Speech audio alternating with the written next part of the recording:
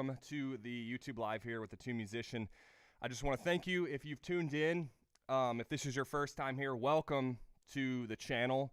If you've been here a few times, thank you again for continuing to tune in here with these lives. I try to do these, at least every few months. I was trying to get them every month, and I feel like for a little bit there was every month, and then I went from doing one on May 31st to like August 31st. So I just want to be able to do them regularly again. So hopefully all the levels are good here. We got some more stuff hooked up. I won't go too much into that. I feel like I'm dadgum Inspector Gadget with all these cables and wires everywhere though. I have one wire down here that goes to this camera over here. I hope I don't kick it, doing hi-hat stuff, doing the slave pedal stuff over here.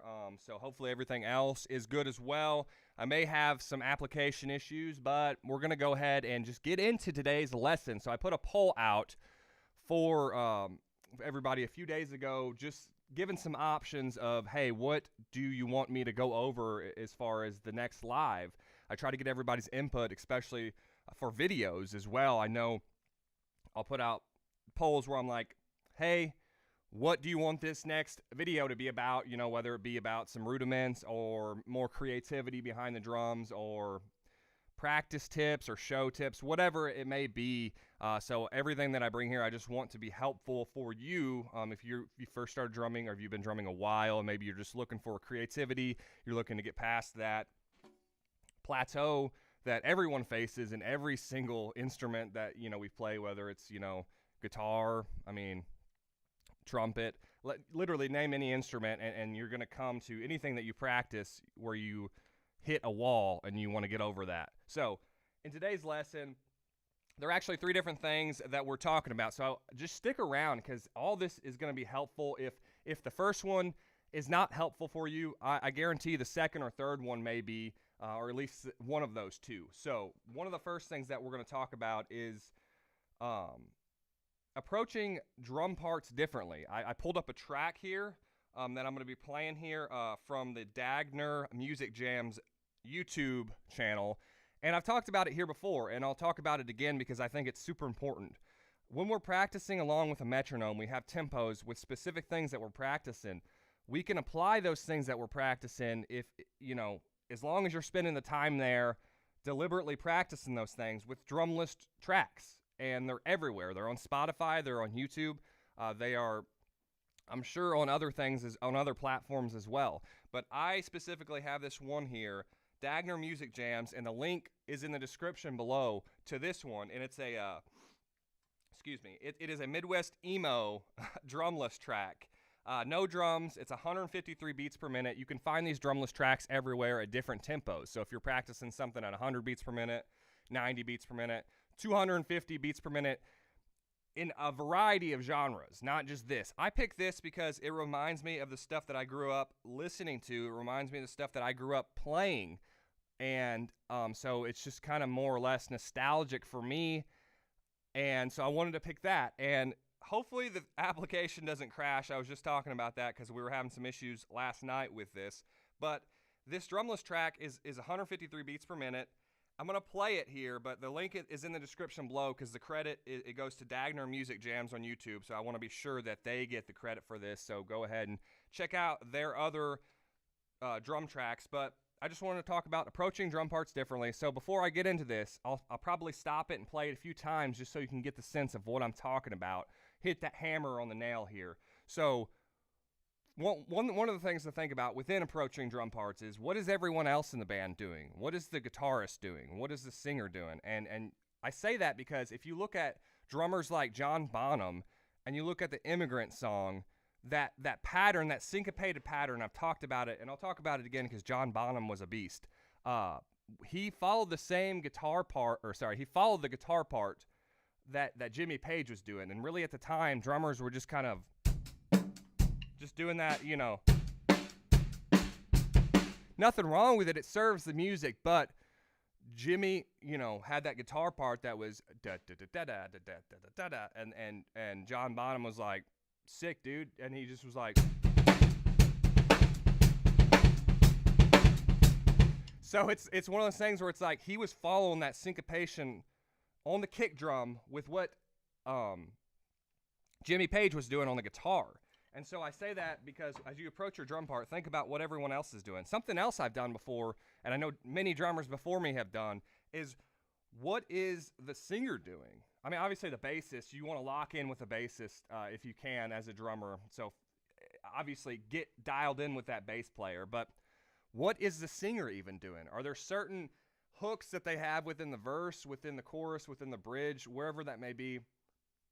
Try to follow along with musically what they are doing behind the drums. A lot of people just think, oh, he's banging on the drums again. But there are ways that you can really apply musically. I mean, because all these drums do have notes. These cymbals do have certain frequencies and notes and everything. So think about that. Excuse me. And also, is there a sense of dynamics that you can add? So I'll say that, and I'm going to play this track here. Hopefully it doesn't cut out on me or anything. And you're going to hear what I'm talking about. So this first part, I'm going to start with a tom part and kind of slowly add in some accents, some crashes and bells, like a lot of songs within this genre or similar genres will do. And so you'll get the gist of it, but try to be sporadic with it. So I'll just play now and kind of give you an idea.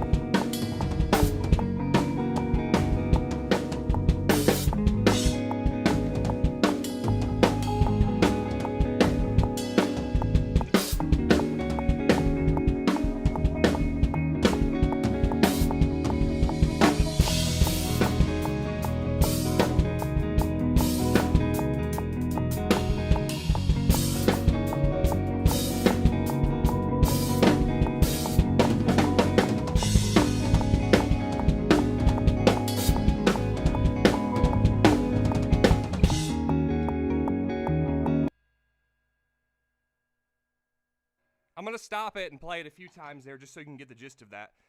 But as I mentioned, I added some toms in there. We kind of built the tom beat up a little bit. I think a lot of times when we're drumming, we like to get stuck in this idea that I got to be playing the whole time. I got to be pedal to the metal. Boom. And it's like, if you kind of let the drums breathe a little bit and let the music speak, I want to wail. I've talked about this before. I want to just wail the whole time. Everyone wants to be like, drummers, do this or whatever. It's like, dude, I just want to wail. And sometimes the less that we do, man, it just speaks to the music a lot more. So in that example there, I kind of was like, do.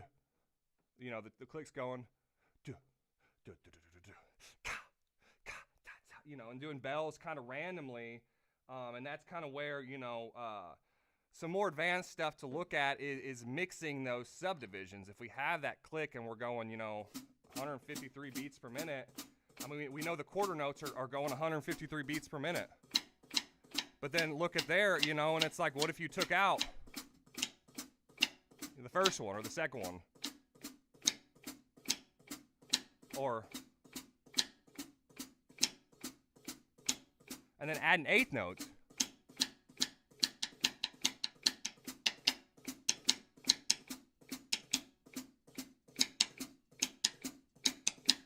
And so it's like from there, 16th notes, and then triplets even mixing those subdivisions. And so in that example, it's like I was doing this tom beat. I was kind of adding stuff in there, adding some accents with the crashes, catching the crashes, because those are super fun. Adds another little layer of something else to your drum part. And then doing the bell on the ride, obviously. But then the crash bell, too. A lot of times we try to avoid the crash bell because it's smaller or whatever. And I'm saying a lot of times I'm not just saying you, the viewer. I mean, I've done some of these things too where I'm like, I'm not going to hit the bell or the crash. It's not worth it. But it's like this one is much more pronounced because it's the ride bell. It's bigger. It's thicker. But like that one is raw and it's unlathed. And so it's like, ooh, I can get a different sound from that one.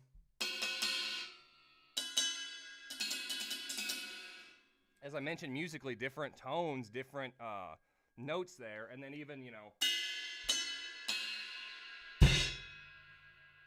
snare, kick, crash, catch it, snare, crash, catch it, letting it ring out for a little bit and then catching it. The really different ways to do that. And then as I added more with the tom beat, and it was just kind of like do-do-do, do-do-do-do-do-do. I started doing like the beat that was a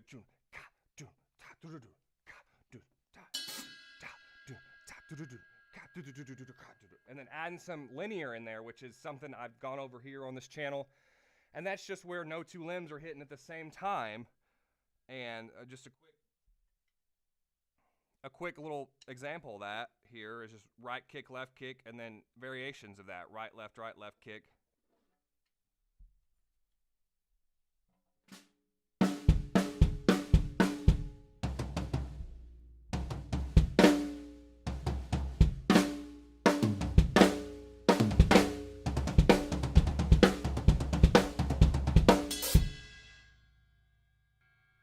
And then from there, as we added the tom parts in, added some accents or whatever, some dynamics, and then kind of did the tom beat, I switched to like a halftime beat. So we're going do-ka, do-ka. And so halftime is all we're doing is just literally what you're doing half less of that, So doing ka, do-ka, do-ka, 1, 2, 3.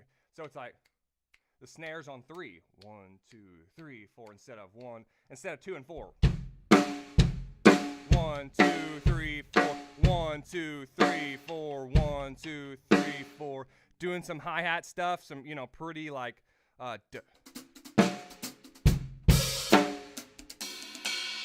And something else that I'll do there for maybe drummers who just started out is those doubles where it's like right, left, left, right, left, left.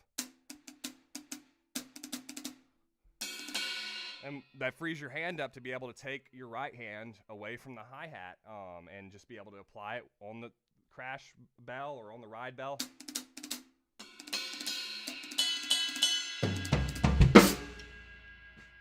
So, let's see. Another way we could really, kind of go apart with this is just think about the different ways that you can really. So one of those ways is like, okay, that's how I approached it, number A or whatever, number 1. With toms, another way we can do that is I'll just play it and kind of give you another idea, and that's just where it's like doing the snare drum, like the whole, like the 153 beats per minute, da, da, da, da, and then kind of doing the snare kick, snare kick, snare, snare, snare kick, snare. Just different thoughts here, so bear with me.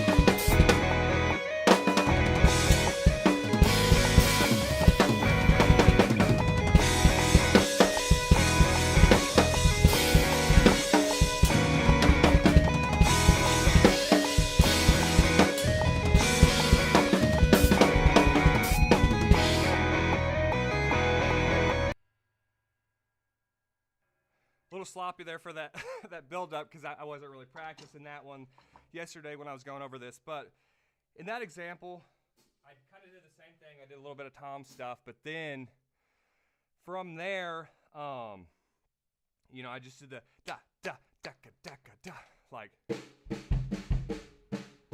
some open hi-hat stuff, and then from there I just did the double time beat, and then went back to halftime on the ride, doing some. So for this is a tempo.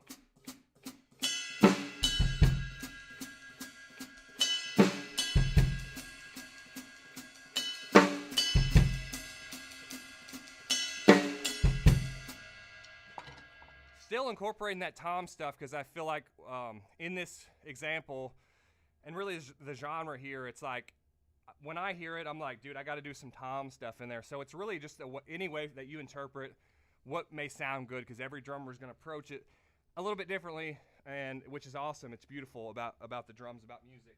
Let me take a drink here. Do re mi. So yeah, approaching it in those different ways, in those different contexts, and I could really go, you know, on and on about that. I don't want to beat on that one too long, but thinking about the length that you're going to be building that up to, whether it's you're doing it a really long time and then building it up into this big thing, or you know, you just build it up briefly and then go right into something heavy, you know, whether it be the double time thing or whatever it be. I mean, another thing you could do there, and I'm not gonna play it over again, but it's like if that was the tempo there, you could just do the snare double time, which is just you're doing 16th notes on the snare and accenting on 2 and 4 as if you were doing the beat. So something like.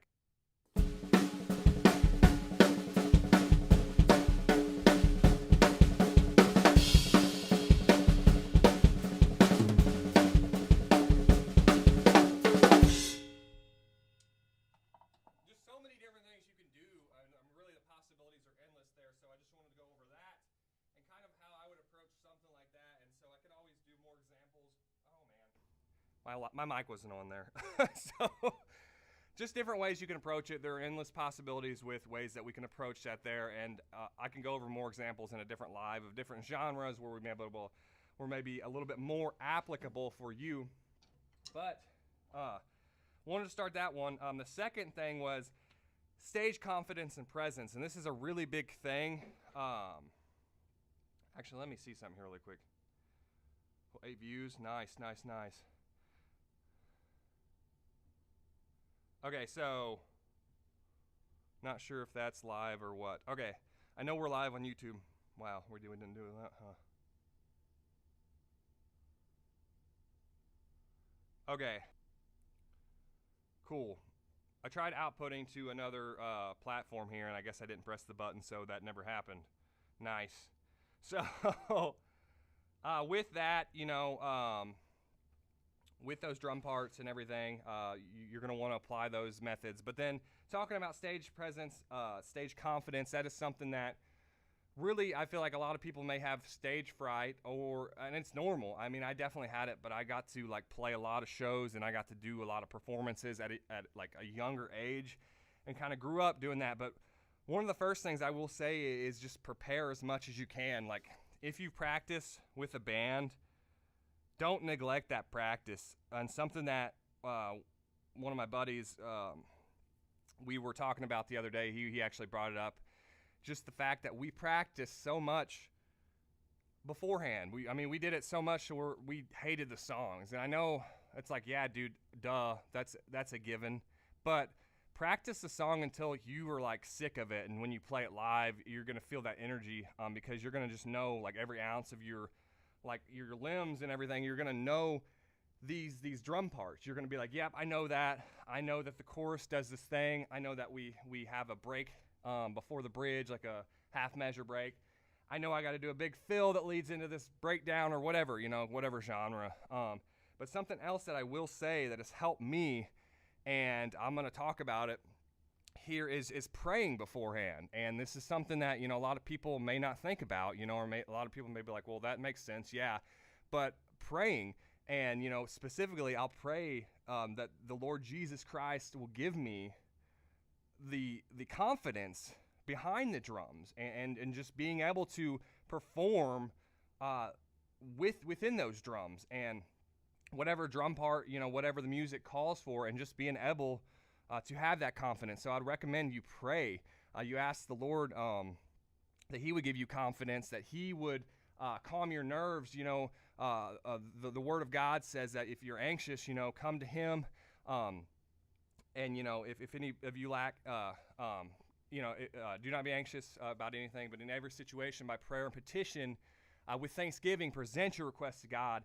And the peace of God, which transcends all understanding, will guard your hearts and your minds in Christ Jesus. So it says that in Philippians. So it's even if you're not, necessarily religious or whatever, I would recommend that, because for me, all of my life, prayer has always worked, and it's always availed much. And praying and believing, that God will give you confidence, it's really gonna help you. It's gonna calm your nerves, and His Word also says if you draw near to Him, He will draw near to you. So I would recommend that, especially if you may have not thought about it before, or something that you kind of shun away. Don't shun away that, and really ask Him to give you that confidence, to give you the nerves of steel, because it is normal when you perform to have that issue where you're not able to really feel as confident as you like, because you have the show jitters or whatever. So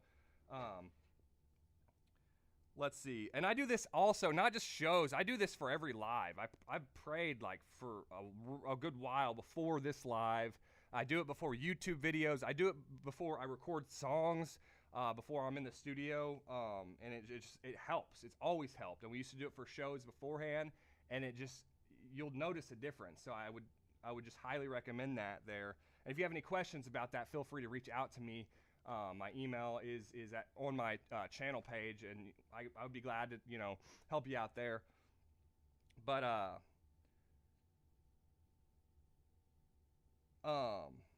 so after that, we sorry, I just got a text here. So stage presence and confidence, just that's something I would recommend. And try to play in front of people, and the more people you play in front of, the better that is for you. Give me a second, guys.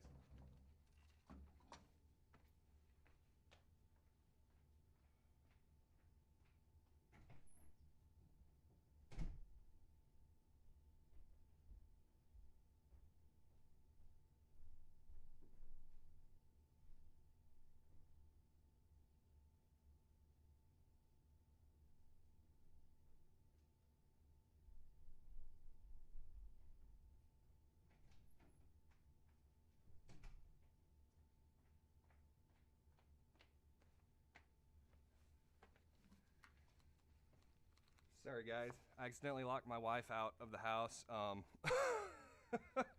Didn't mean to do that. So, yeah, stage presence, just getting comfortable with the song. I don't want to beat on this one too long either. Getting comfortable with the song, playing it as much as you can. Obviously, like I mentioned, praying. But then playing it in front of people. Bring people over to your practices, just a few people, and have them sit right in front of you. I guarantee if you have any stage fright, that's going to cure it right away. Anything that you do, you practice a speech, you practice like a performance, have people right in front of you to be able to give you real-time feedback. But then also another thing, and I think this has really helped me, is having cameras on you. Cameras, even when I first started YouTube back in like 2011, 2010, even 2009, I mean, I'd done YouTube for a little bit then, and then stopped, and then started up again a few years ago. All the videos that I do just stack up on just building up my confidence. So I'm not exempt from the confidence, but it is one of those things where it's like repetition is key. And you'll hear this, yeah, duh, I know repetition is key.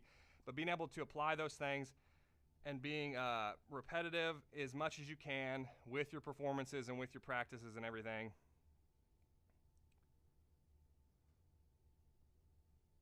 So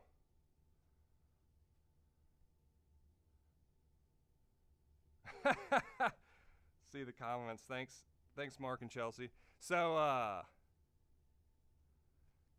yeah, so just bring people over to your practices and to your rehearsals and have them sit in front of you. They're going to be looking at you the whole time. You're going to be so uncomfortable, and it's going to be great for you.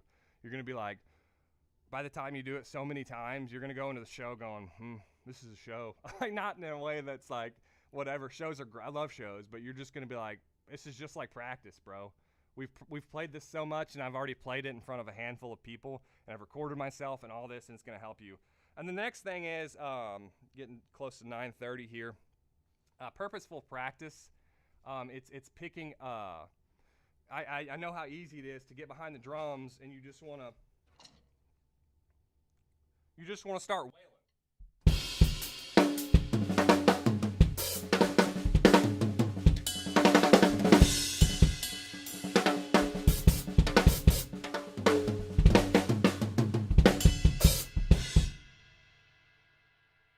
I get it. You just want to start playing as much as you can, and I know, like, it's there, and I feel like, if I didn't have drums, I'd be like, like the wacky tube man guy. I feel like I'd just be slapping stuff, because it's like the drums is just a way for me to kind of release all that energy and everything. And so one of the things that you can do, though, is like, man, you say, I feel like I sit behind the drums and I don't have a purposeful practice, and I'd encourage you to write stuff down, write some goals down. A lot of people think of goals as just like, this is lame or it doesn't make sense. But if it does make sense, like if it's something that you really care about, goals are like absolutely important. And writing down those goals, whether it's short term, a few months,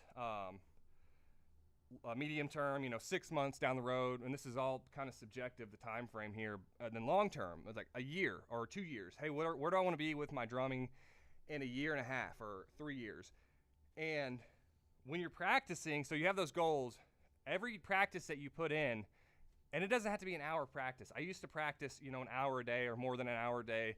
And then over time, it's kind of like I don't really practice as much as that a day. I'd love to practice more, but being able to practice and applying your practice to whatever short-term goal, and start off with a short-term goal. Maybe a long-term goal scares you. You're like, dude, I don't know about 3 years, bro. Like, I can hardly think about next week. Start off with like a 6-month goal, and maybe it's like, I really want to learn paradiddles, or I want to learn inverted paradiddles. I want to get better at those, and it's just a different sticking for paradiddles, or whatever rudiment it is, or maybe it's linear drumming. That was something for me. I was like, dude, I want to get a lot better at linear drumming, and incorporating my kick in there with my hands, because it is that other limb. And being able to, you'll hear a lot of gospel drummers, and like Aaron Spears, for instance, which I think, yeah, he was. Yeah, God rest his soul. I was gonna say he was the one that passed away a few years ago. He was a great drummer, man. There's tons of different drummers though, but if you listen to like gospel drumming, you hear that you're like, dude, are they like another person? Like, is there another person coming out when I'm not singing and playing these drum parts? And it's just like, they're really fluid. They're phenomenal drummers like that. And it's like, they're incorporating that kick drum. So maybe it's linear drumming is my point, but write those goals down and then make it specific. Like, they have the whole, SMART, whatever, like measurable, attainable, whatever, like all that, goals. Like, hey, I want to get better at linear drumming. I want to be able to play linear drumming by March 1st, 2026 at 160 beats per minute or something, and maybe that's where you're doing like 16 notes at 160 beats per minute. And so you just being like, and when you do practice, say you're like, hey, I don't have a lot of time to practice. How is that applicable? Hey, 15 minutes a day, 20 minutes a day is going to do it for you. Pick 2 things max, because 2 things in 15 minutes is like, you're really stretching it thin there. Pick 1 or 2 things, 15, 20 minutes a day, and work on that. Start that metronome and play with the metronome, play with the backing tracks too. They're going to help you out a lot. That one I was playing with, they're on Spotify, they're on YouTube. And practice that thing and, go, okay, I'm going to start it off this whole goal at 80 beats per minute. And then every week as you practice that, bump that up a little bit. It's super monotonous and super boring, but it's so worth it. Like, you're going to look back and go, wow. And within a few months, you're going to look back and go, that's so cool. Like, I was like struggling with this. And really don't push forward with the tempo until you're comfortable. Like, go as slow as you can. Even sometimes slower tempos are a lot harder to practice than the faster ones. You know, if you do have an hour or 30, 45 minutes, maybe 3 things. You know, don't pick more than 3 things. And so that could be, hey, I want to get better with linear drumming. I want to be able to play between paradiddles, double stroke rolls, and single stroke rolls, and then go, you know, from one to the other and back like a ladder. I want to be able to do that effortlessly behind the drums, you know, not just the practice pad of the snare drum, but being able to, you know,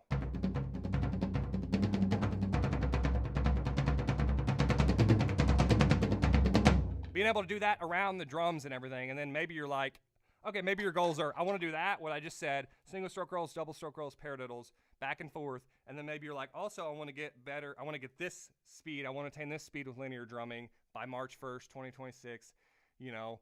And then maybe your other goal is the third goal, and this would be perfect because you're tying them all in together. You're going, I want to apply linear drumming with those. So not only do I want to get better with linear drumming and just right kick, left kick, or right kick, or any variation of just applying a kick within your, you know. But then maybe you're like, okay, and then also I want to apply linear drumming within those double stroke rolls and paradiddles and single stroke rolls.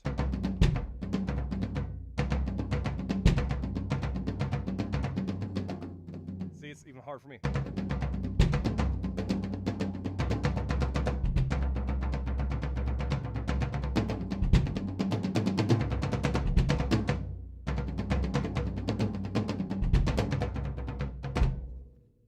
So, like, that's definitely one of those things that I'm still working on there.